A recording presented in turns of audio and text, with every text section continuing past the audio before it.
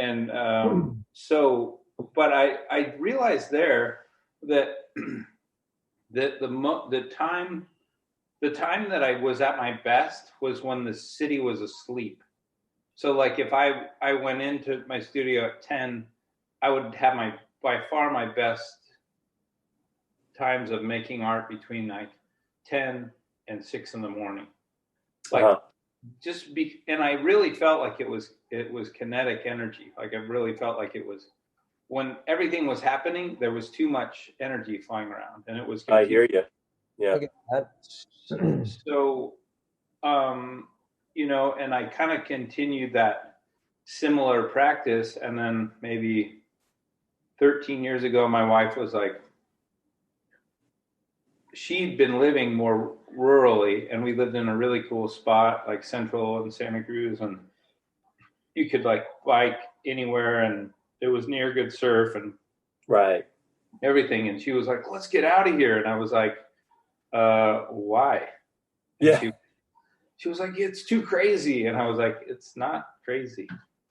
But I listened to her, and then she was like, oh, okay, like, let's move to this place, Bonnie Doon, and which is, 15 minutes out of Santa Cruz, but it's really worlds away.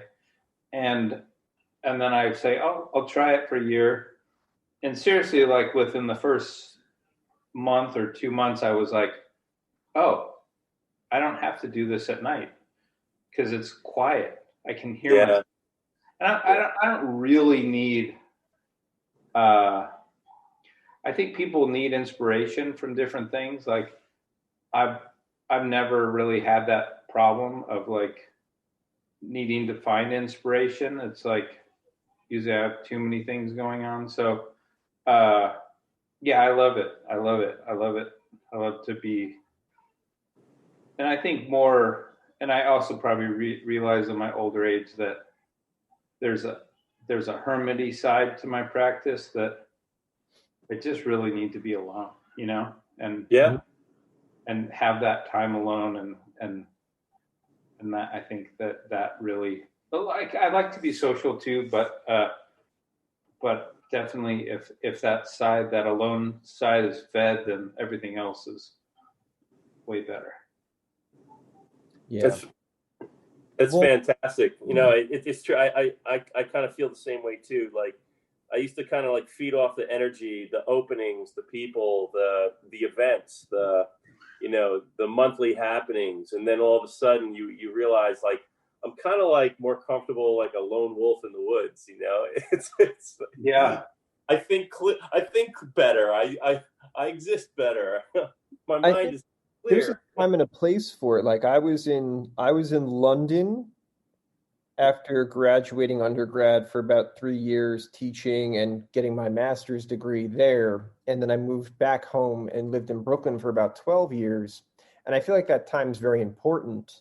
Like I needed to make those connections and kind of like meet interesting people and have that energy. But like you were saying, I don't think I was very productive artistically then. I was just more or less kind of gaining experience and just kind of like feeling that and understanding what I need to do further down the road. So like for me, it was very hard to leave New York. I was kind of afraid to do it. I was like cutting an umbilical cord. I was in, like I said, Williamsburg for many years, but I owned a gallery on the Lower East Side where you used to have your studio. I was on Forsyth between Grand and Broome for 3 years, about 10 years ago.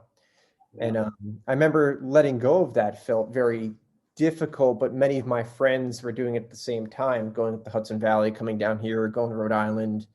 We've interviewed Chris Chatterson on the same platform, and he was somebody who I was talking to at the time. I'm like, well, what are you going to do? And he basically said, I'm going to go to Rhode Island and make more things because I can't think here.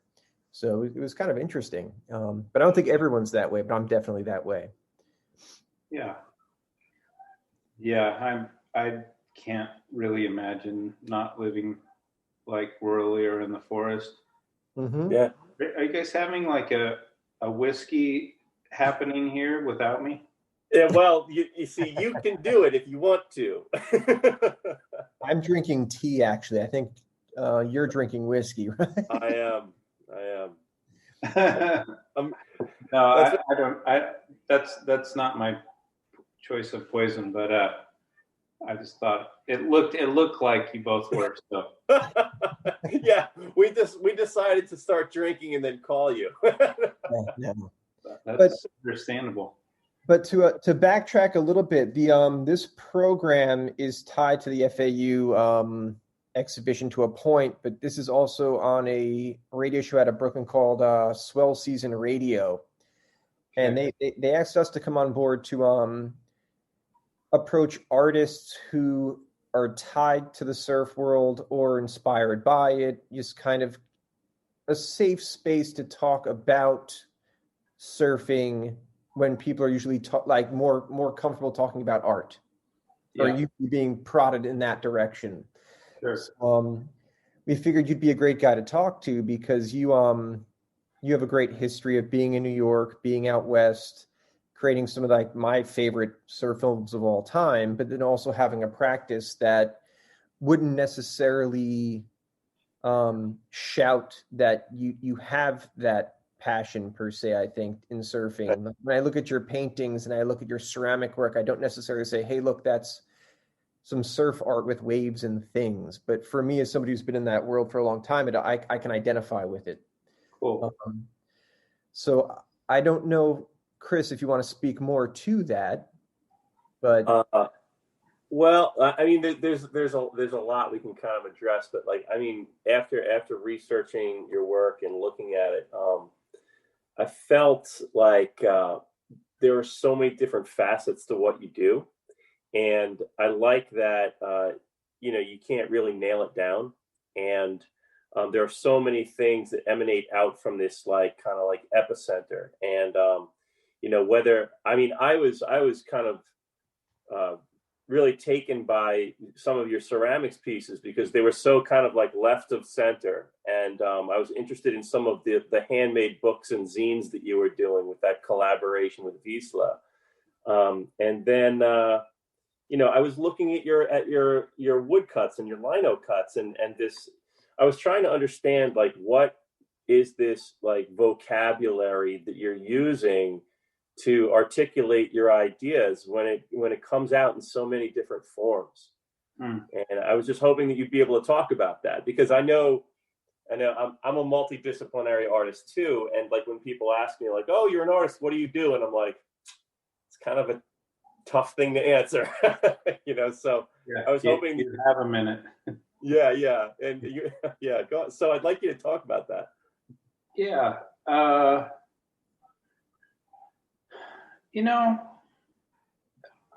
I mean, the funny thing about like surfing, and I've said this in different things before, but I like really came from skateboarding culture, and I growing up in the early '80s, like in skateboarding culture, like I started surfing when I was like 9 or 10, and that was just something I did. It wasn't like completely, it kind of turned into more of a passion later, but there was a really good longboard wave by my house on my way to work where I worked on the fishing boats.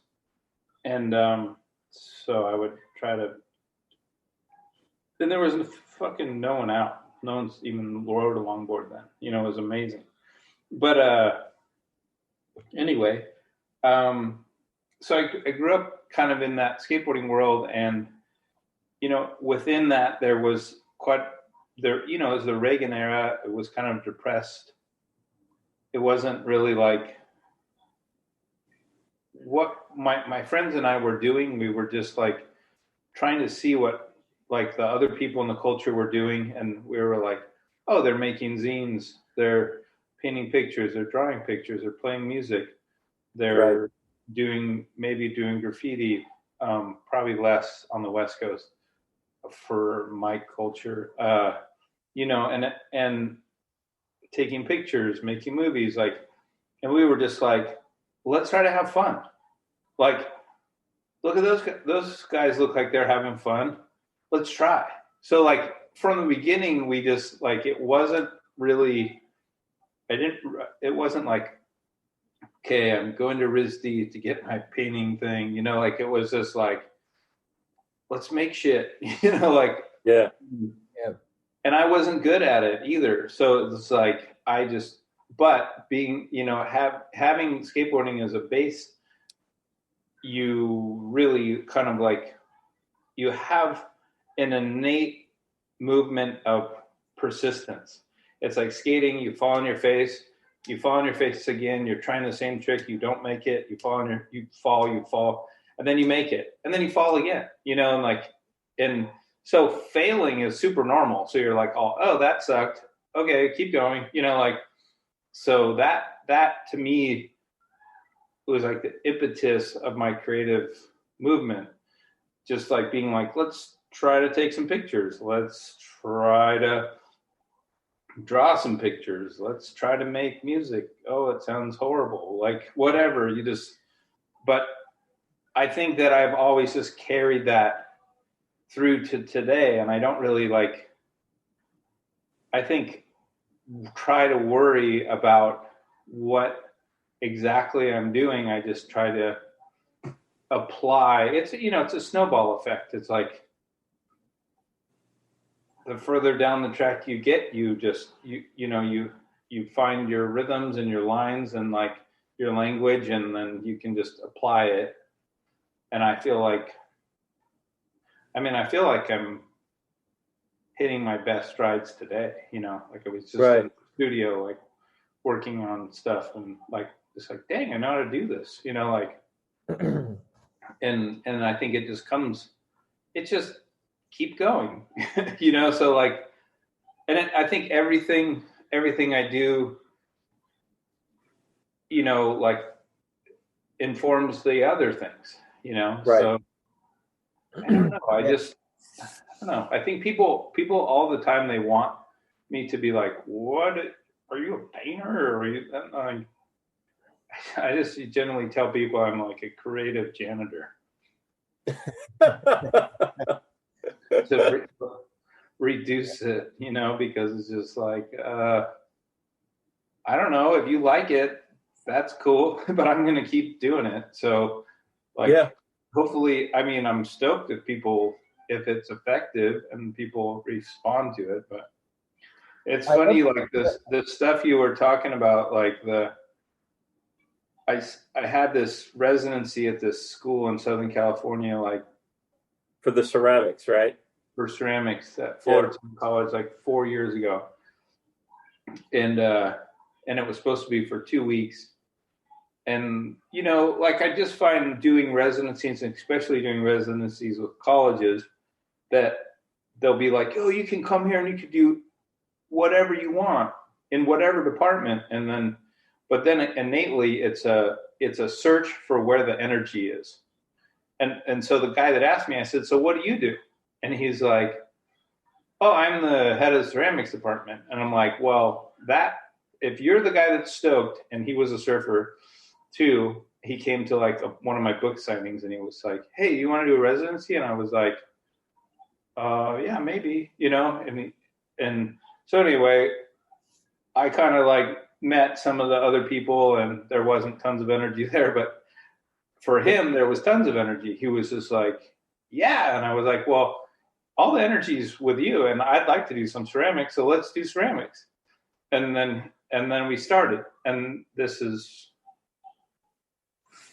probably 5 years later, and there's stuff probably in the kiln right now, firing there. So like, but it was funny, maybe like last 2 years ago, where I was like, I'll go in there and he'll help me. He'll throw a bunch of big stuff. I can throw smaller stuff. And then I'll just like hack this stuff up and put it back together.